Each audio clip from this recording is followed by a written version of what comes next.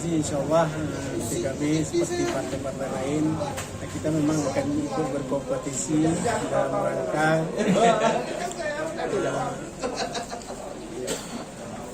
rangka mengikuti pemilu legislatif serentak pada tanggal 14 Februari 2024. Nah, kita berharap memang di semua dapil caleg kita memenuhi kuota semua, dan insya Allah memang kita tidak muluk-muluk.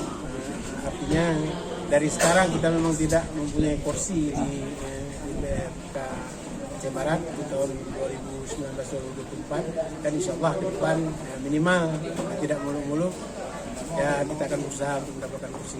Terima kasih. Itu saja. Untuk paling banyak komposisi dalam milenial, perempuan atau caleg lama nih? Kita didominasi oleh kaum milenial.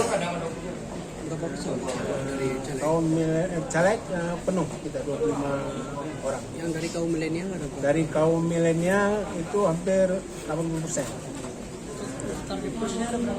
Bagaimana? Target kursinya? Target kursinya di semua dapil kita punya target.